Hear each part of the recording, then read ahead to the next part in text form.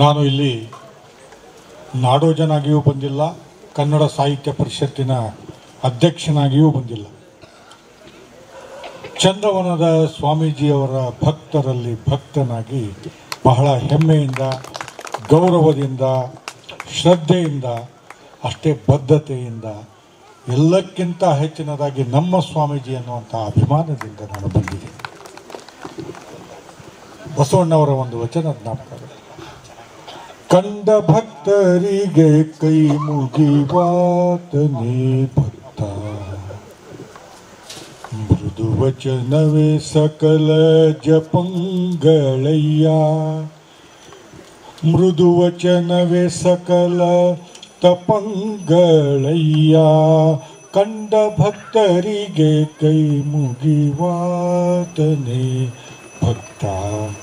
ಭಕ್ತರಿಗೆ ನಾವು ನಮಸ್ಕಾರ ಮಾಡಿಬಿಟ್ರೆ ಅದು ದೇವರಿಗೆ ಹೋಗುತ್ತೆ ಅನ್ನುವಂಥದ್ದು. ತಾವೆಲ್ಲರೂ ಸಹಿತ ಭಕ್ತರಾಗಿ ಬಂದಿದ್ದೀರಿ. ಹಾಗಾಗಿ ತಮಗೂ ಸಹಿತ ಗೌರವದ ನಮನಗಳನ್ನು ಸಲ್ಲಿಸ್ತಾ 136ನೇ ಬೆಳದಿಂಗಳದ ದೀಪಾರತಿ ಇದರ ಉದ್ಘಾಟನೆ ಮಾಡಿರ್ತಕ್ಕಂಥ ನನ್ನ ಅತ್ಯಂತ ಆತ್ಮೀಯರಾಗಿರ್ತಕ್ಕಂಥ ಗೌರವಾನ್ವಿತರು, ಜೊತೆಗೆ ಒಂದು ಥರ ಸ್ನೇಹ ವಿಶ್ವಾಸ ಇರಬೇಕಾದ್ರೆ ಅವರು ನನ್ನನ್ನು ಹೊಗಳೋದು, ನಾನು ಅವರನ್ನು ಹೊಗಳೋದು ಇದು ಸಹಜವಾಗಿರುತ್ತೆ. ಯಾಕಂದರೆ ಬೇಂದ್ರೆ ಅವರು ಒಂದು ಮಾತು ಹೇಳ್ತಾರೆ, ಹೃದಯದ ಸಂತೋಷ ಹೃದಯಕ್ಕೆ ಗೊತ್ತಾಗುತ್ತೆ ಹೊರತು ತಲೆಗೇನು ಗೊತ್ತಾಗತ್ತೆ ಅಂತ. ಹಾಗಾಗಿ ಯಾರು ಹೃದಯವನ್ನು ಹೊಂದಿರ್ತಾರೆ ಅವರ ಸಂತೋಷವನ್ನು ನೋಡಬೇಕಾದ್ರೆ ಹೃದಯನೇ ಇರಬೇಕು ಅನ್ನೋಂಥ.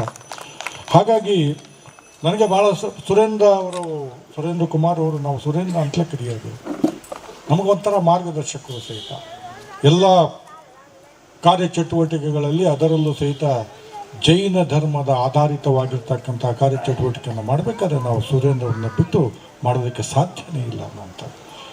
ಹುಣಸೂರು ರವಿಯವರು ಬಂದಿದ್ದಾರೆ, ಜೊತೆಗೆ ಸೇವಾರ್ಥರಾಗಿರ್ತಕ್ಕಂಥ ಶಿವಮೂರ್ತಿ ಕಿಲಾರ್ ಅವರು. ಇವತ್ತು ನಾನು ಇಲ್ಲಿ ಬರೋದಕ್ಕೆ ನನಗೆ ಇಲ್ಲಿ ಆಹ್ವಾನ ಬೇಕಾಗಿಲ್ಲ, ಖಂಡಿತವಾಗಿಯೂ ನನಗೆ ಆಹ್ವಾನ ಬೇಕಾಗಿಲ್ಲ, ಆಮಂತ್ರಣ ಬೇಕಾಗಿಲ್ಲ. ಸ್ವಾಮಿಗಳು ಬಾ ಅಂದರೆ ರಾಮ ಆಂಜನೇಯಂಗೆ ಕರೆದರೆ ಹೇಗೆ ಬರ್ತಾನೆ ಅದೇ ಥರ ನಾನು ಬರ್ತೀನಿ ಅನ್ನೋಂಥ. ಜೊತೆಗೆ ಈ ಸ್ಥಳಕ್ಕೆ ಎಂತಹ ಪಾವಿತ್ರ್ಯತೆ, ಶ್ರೀರಂಗಪಟ್ಟಣದ ಪಕ್ಕದಲ್ಲಿರ್ತಕ್ಕಂಥ ಶ್ರೀರಂಗಪಟ್ಟಣದಿ ಮಲಗಿದವನ ತೂಗುವೆ ರಂಗನ ತೂಗುವೆ ಕೃಷ್ಣನ ತೂಗೆ ಜೋ ಹಾಡುವೆ. ಇಲ್ಲಿ ಕೃಷ್ಣ ರಂಗನಾಥನಾಗಿ ಬಂದಿರತಕ್ಕಂಥದ್ದು. ಜೊತೆಗೆ ಇಲ್ಲಿ ಕಾವೇರಿ ಕವಲೊಡೆದು ಭಗವಂತ ಶ್ರೀರಂಗನಾಥನಿಗೆ ವೈಜಂತಿಯ ಮಾಲೆಯಾಗಿ ಹರಿತಾ ಇರತಕ್ಕಂಥದ್ದು ಈ ಸ್ಥಳದಲ್ಲಿ ಮಾತ್ರ ಅಂತಕ್ಕಂಥದ್ದು. ಅಂತಹ ಪಾವಿತ್ರ್ಯತೆ ಇದೆ.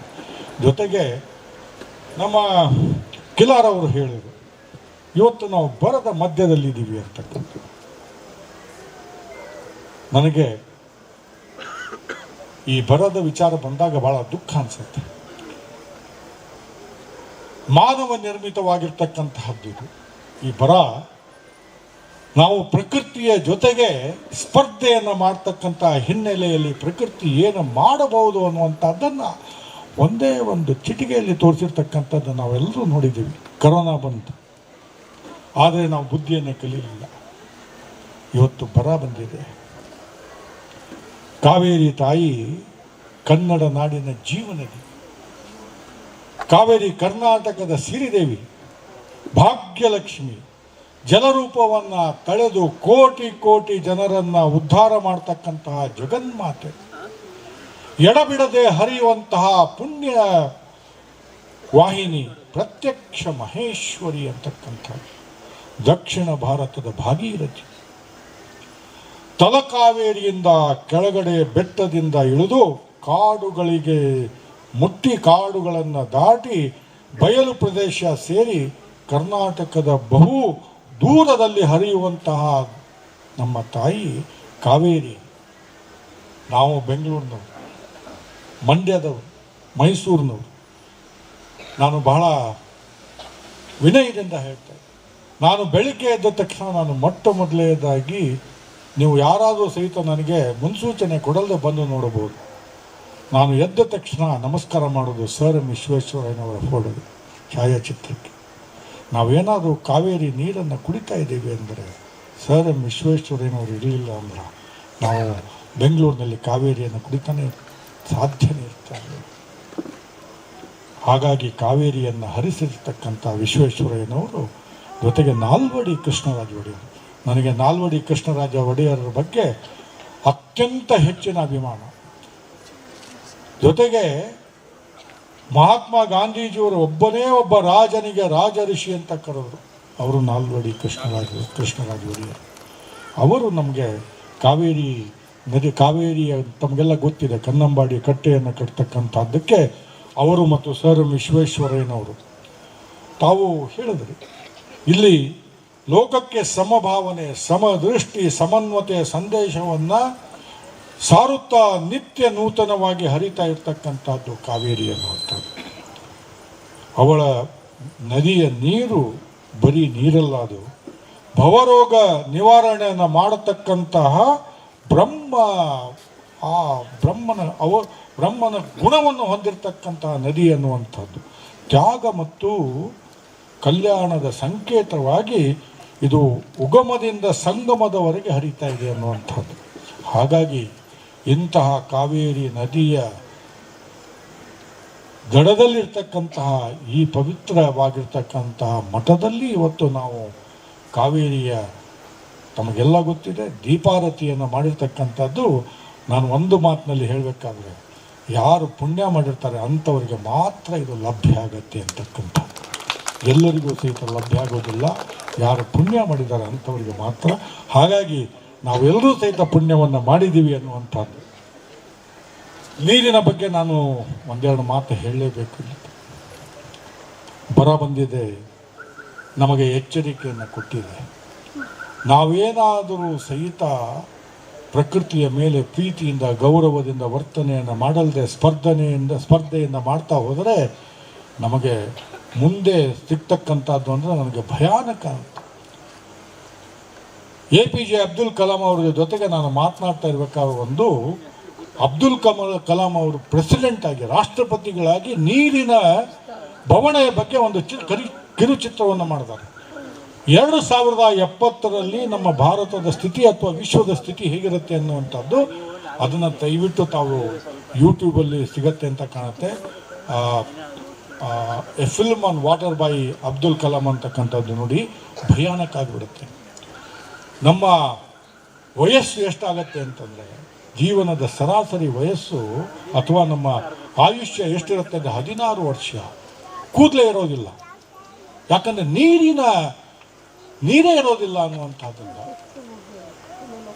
ಎರಡನೇದಾಗಿ ನಮ್ಮ ಎತ್ತರ ಎಷ್ಟಿರುತ್ತಂದರೆ 3 ಫುಟ್ಗಿಂತ ಜಾಸ್ತಿ ಇರೋದಿಲ್ಲ.